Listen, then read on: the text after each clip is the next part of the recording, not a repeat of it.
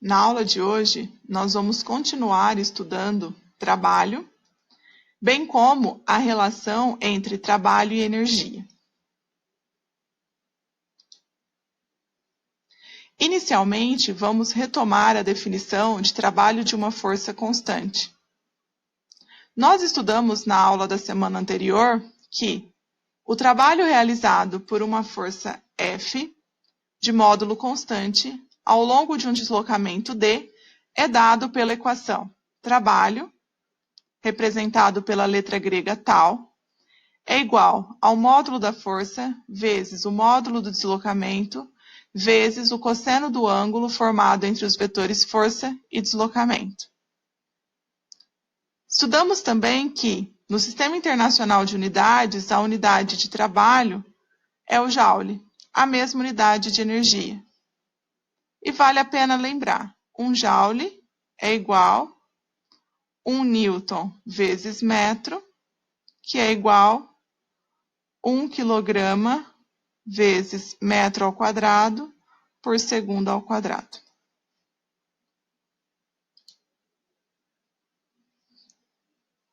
A partir da definição de trabalho de uma força constante, vamos analisar uma situação em que um corpo ou objeto, apoiado sobre uma superfície plana e horizontal, sofre a ação de uma força F ao longo de um deslocamento D, e vamos determinar o trabalho resultante das forças que atuam simultaneamente nesse corpo ao longo desse deslocamento. Então, primeiro, partindo da definição de trabalho de uma força, nós podemos determinar o trabalho da força F, que vai ser o módulo dessa força vezes o deslocamento vezes o cosseno do ângulo θ. Aqui, formado entre a direção, do deslocamento e a direção do vetor força. Nós estudamos na mecânica, nas nossas aulas de dinâmica, que as principais forças que atuam em um corpo são peso, normal, atrito, elástica e força de tração. Então vamos lá, vamos representar as forças que estão atuando nesse corpo. Primeira força, força peso, vertical e para baixo. Segunda força, na ordem que nós estamos representando aqui, nós temos a força normal, perpendicular à superfície de apoio. E temos também a força de atrito, contrária à tendência de escorregamento. Dessa forma, nós podemos determinar aí o trabalho resultante desse conjunto de forças que estão atuando simultaneamente no meu corpo, ao longo desse deslocamento D. Então, vamos lá. Trabalho da F, nós já escrevemos, vamos escrever agora o trabalho da força peso. Por definição, força peso vezes deslocamento vezes o cosseno do ângulo. Que ângulo é esse? O ângulo entre o vetor P e o vetor D. Nesse caso, ele vale 90 graus. Cosseno de 90 vale 0, então eu posso escrever que o trabalho da peso vai ser o quê? 0. Ou seja, a força peso, nesse caso, não realiza trabalho. Trabalho da normal. Também, por definição, força vezes deslocamento vezes o cosseno do ângulo. Que nesse caso também será 90 graus. Por quê? Então, vamos lá. Vetor N, vertical e para cima, e o vetor deslocamento, horizontal e para a direita. O ângulo entre esses dois vetores também de 90 graus. Então, o trabalho da força normal também é nulo. E a quarta força, do conjunto de forças aí, principais forças da mecânica que estão atuando no meu corpo, é a força de atrito. Por definição, força vezes deslocamento vezes o cosseno do ângulo. Agora, ó, o ângulo entre o vetor deslocamento e o vetor força de atrito vale 180 graus. Então, aqui eu vou substituir 180. Cosseno de 180 vale menos 1. Então, eu posso escrever que o trabalho da força de atrito é igual a menos Φ vezes D. Analisando de acordo com a definição, né, de trabalho e nas condições que nós estudamos na aula anterior, né, nós estudamos que quando um trabalho tem valor positivo, né, ele é motor. Quando ele é negativo, ele é resistente. Então, nesse caso aqui, o trabalho da força de atrito é negativo, então ele é, resistente.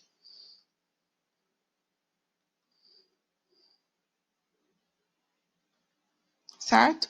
No caso, o trabalho da força F, né, ele é positivo, então a gente pode falar aqui que ele é motor. Então, olha só, um exemplo bem simples, eu consigo agora escrever, então, quem que é o meu trabalho resultante.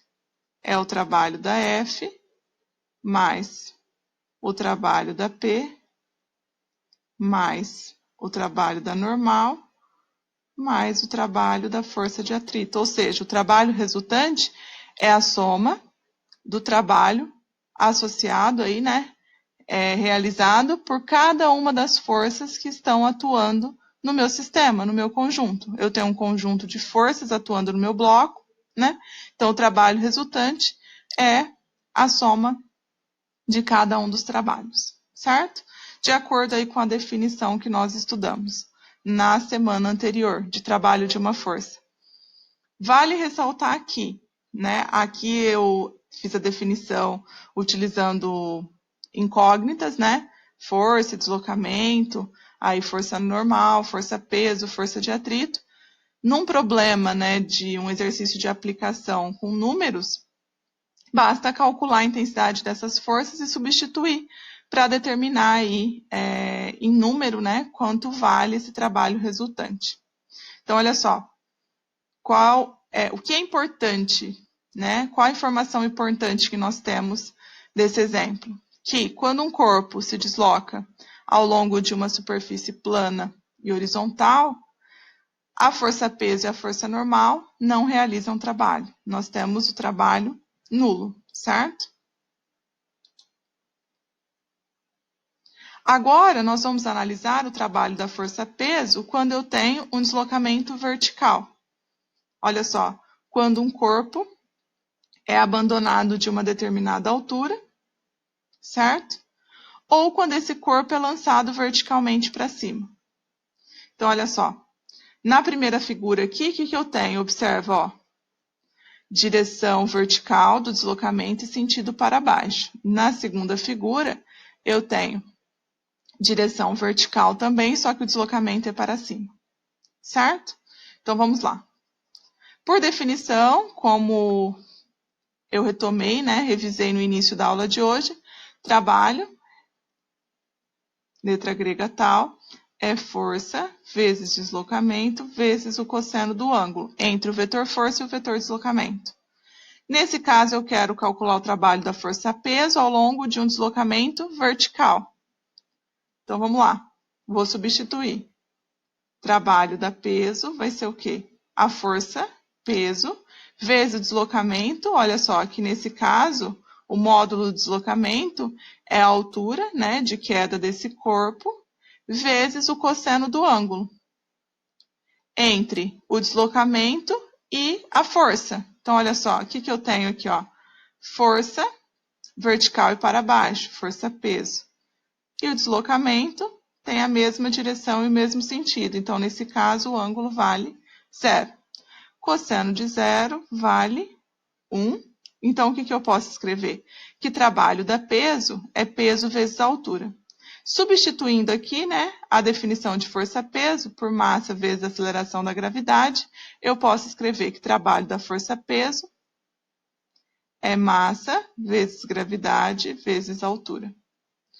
Essa letra grega, tal, né, ela pode ser representada tanto dessa forma, que eu costumo representar, quanto dessa forma, tá? As duas formas estão corretas e é uma forma de representar trabalho, certo? Alguns livros também utilizam a letra grega W, tá? De work. Fiquem à vontade para anotação. Ou tal, ou W, também tá correta as duas letras aí. Então vamos lá. Analisando agora a situação em que um corpo é arremessado, né, verticalmente para cima. Então, ó, a força que está atuando nele é a mesma, força-peso, e eu quero determinar o trabalho dessa força. Vai ser o quê? O peso, por definição, né, vezes o deslocamento, o módulo do deslocamento, da mesma forma, está associado com a altura de queda, vezes o cosseno do ângulo. Quanto vale esse ângulo agora? Então, vamos analisar. Olha só. O vetor força vertical e para baixo. Força-peso que está atuando aí quando um corpo está em queda, né? Nesse caso, ele está se movimentando para cima. Foi lançado para cima. E o deslocamento vertical e para cima. Então, olha só. Qual é o ângulo que eu tenho, né? Então, vou representar aqui melhor, ó. O ângulo entre o vetor força e o deslocamento, aqui vale 180 graus. Então, aqui eu tenho o cosseno de 180, que vale menos 1. Então, eu posso escrever que o trabalho da peso, olha só, é menos M vezes G vezes H, substituindo aí a definição de força-peso. Assim, nós concluímos o quê? Que o trabalho da força-peso, né, quando um corpo é abandonado de uma certa altura, como o vetor força tem a mesma direção e o mesmo sentido do deslocamento, esse trabalho é positivo. Então, nós associamos esse trabalho com o trabalho da força-peso na descida. Certo? Então, eu posso falar que o trabalho da força-peso na descida é positivo. Consequentemente, essa segunda situação que nós analisamos é na subida, quando um corpo é lançado verticalmente para cima, em que o vetor força tem a mesma direção e sentidos opostos, né, ao deslocamento. Então, o trabalho é negativo. Então, na descida, o trabalho é motor, na mesma análise que nós realizamos na semana passada, e na subida ele é resistente. Certo? Dessa forma, nós podemos generalizar. Então, olha só, que o trabalho da força-peso não depende da trajetória executada, mas sim do desnível, da altura existente entre as posições inicial e final. Então, olha lá, de A para B, olha só, de A para B é uma situação aí análoga, né, a que nós acabamos de estudar, na descida. Então, o trabalho da força-peso é mais mgh. De B para A é associado aí à subida, então o trabalho é negativo. Certo? Então, o trabalho da força-peso não depende da trajetória. Podemos exemplificar uma situação, por exemplo, ó, em que um corpo, certo? Está aí apoiado sobre a superfície de um plano inclinado. E eu tenho aqui, né, a altura do plano. O que eu vou analisar? O trabalho da força-peso que atua nesse corpo não depende do caminho que ele está executando, e sim da altura, né, do desnível em relação aí à superfície horizontal, né, ao solo, que é o nosso sistema de referência. Continuando, então, nós podemos associar aí, né, relacionar o conceito de trabalho realizado pela força-peso com a energia potencial gravitacional. O que é energia potencial gravitacional? É a energia associada aí a um corpo quando ele se encontra a uma determinada altura em relação ao nível de referência do campo gravitacional da Terra. Então, quando eu tenho, ó, por exemplo, um corpo em relação aí ao solo, né, de uma altura h, a gente diz que ele tem energia potencial gravitacional. Energia potencial porque é uma energia armazenada. Então, qual a energia que ele tem armazenada nesse corpo? É dada pela equação, né? Que é a mesma do trabalho de uma força, quando a força tem a mesma direção e o mesmo sentido do deslocamento. M vezes G vezes H. M, massa do corpo sempre em quilogramas. G é a aceleração da gravidade local. Aceleração da gravidade, sempre em metros por segundo ao quadrado. E a altura, H, né, está associada aí com a altura em relação ao nível de referência, sempre em metros. Dessa forma, nós temos que a unidade de energia potencial gravitacional é o Joule, né, a mesma unidade de medida de trabalho.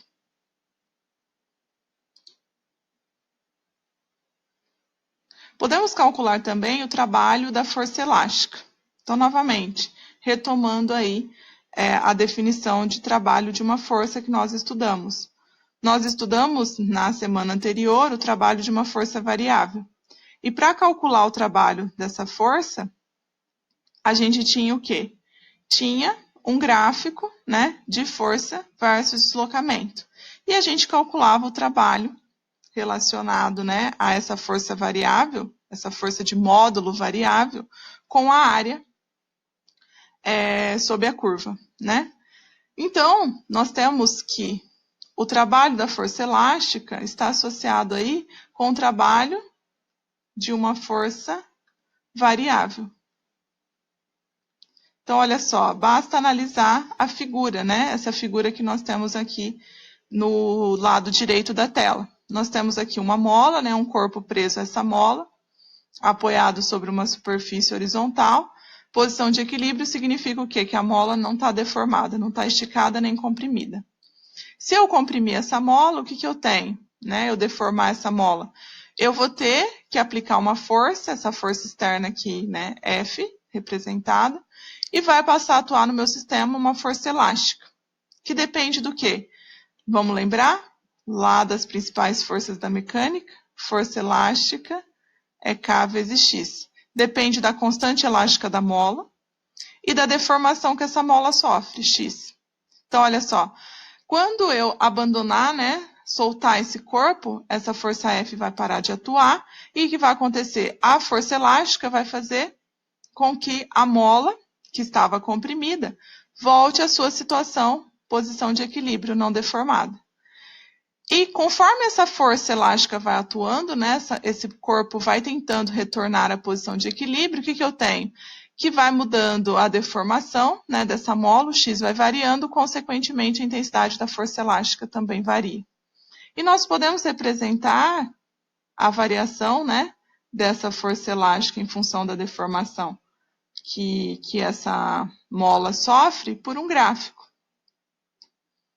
Certo? De força por deslocamento. No caso aqui, essa força é a força elástica e X aí é o deslocamento. Posso colocar aqui, Fel? Como que acontece, né? Esse gráfico vai ser o gráfico de uma reta, né? A força elástica varia linearmente com a deformação. Então, aqui, né, nós temos o valor máximo dessa força elástica, K vezes X, quando ela sofreu uma deformação X.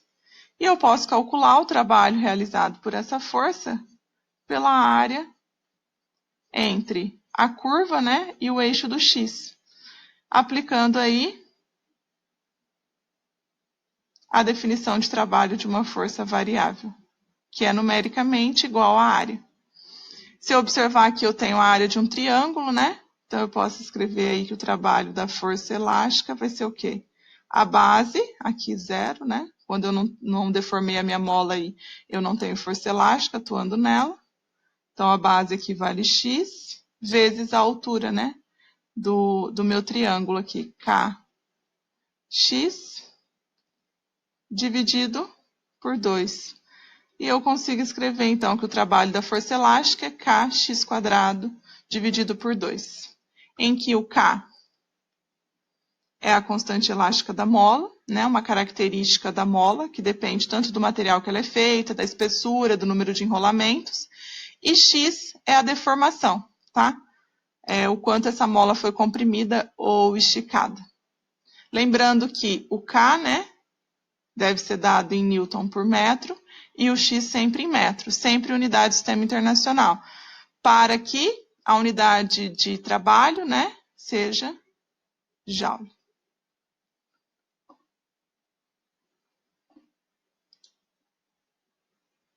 Associado aí ao conceito do trabalho realizado pela força elástica, nós temos a energia potencial elástica, que é quando um elástico ou uma mola são deformados, nós temos uma energia armazenada, lembra do termo potencial, que eu mencionei para vocês lá, quando a gente analisou na aula de hoje, é energia potencial gravitacional. Toda vez que eu tenho o termo potencial, significa que eu tenho uma energia armazenada. Quando é gravitacional, está associado com a altura, né? Quando é elástica, é uma energia armazenada aí numa mola, quando uma mola ou um elástico é deformado. E é dado pela expressão EPL, significa energia potencial elástica, é kx² dividido por 2. Da mesma forma, né, que nós analisamos e estabelecemos a relação aí entre trabalho e energia, a unidade de medida de energia potencial elástica no sistema internacional é o joule, tá? Só reforçando aqui, né? O K é a constante elástica da mola, né?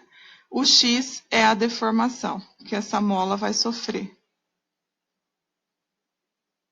Sempre constante elástica em Newton por metro, deformação sempre em metros, para que a energia potencial elástica seja dada em unidade do sistema internacional, que é o joule.